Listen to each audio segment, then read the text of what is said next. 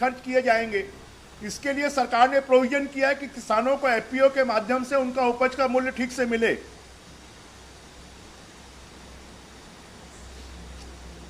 मैं आपको फसल बीमा के बारे में बता रहा था कि किसानों ने 17,500 करोड़ रुपए बीमे की राशि जमा की और उसके एवज में उनको 77,000 करोड़ रुपए के दावों का भुगतान हुआ है,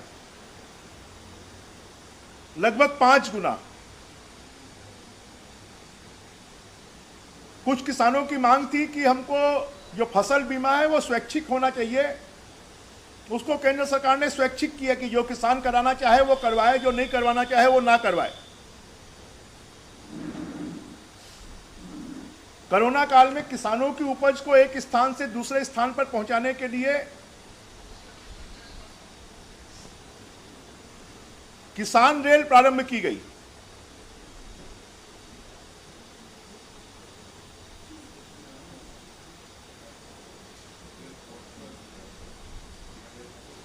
इस प्रकार से हम ये कह सकते हैं, दोनों जो कृषि से जुड़े हुए बिल आए हैं, ये बिल किसानों के हित के लिए हैं। ये क्रांतिकारी कदम है।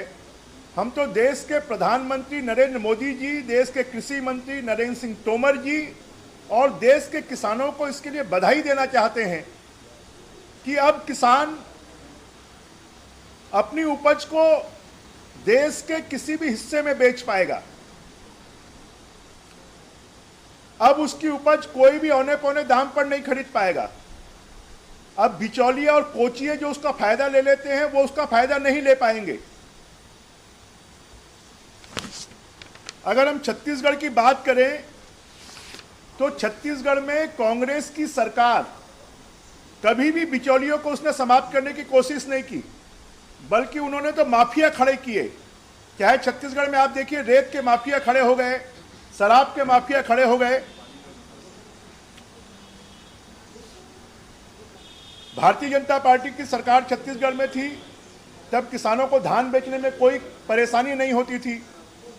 आज छत्तीसगढ़ में किसानों को अपने धान बेचने के लिए दर दर की ठोकरें खाना पड़ता है। उनको ब्लैकमेल किया जाता है, उनका रकबा कम किया जाता है। तहसीलदार, कलेक्टर, एसडीएम उनके माल को जब्त कर लेते हैं जैसे कोई वो अफीम गांजे की खेती कर रहे हों। उनके रकबे को काट दिया जाता है। तो छत्तीसगढ़ की सरकार और देश की कांग्रेस की सरकारें कभी भी किसान हितैषी नहीं रही है। उन्होंने हमेशा जो माफिया हैं, जो ब्लैकमेलर हैं, जो बिचौलिए हैं, उनका हमेशा साथ दिया है और छत्तीसगढ़ हमारे सामने इसका उदाहरण है।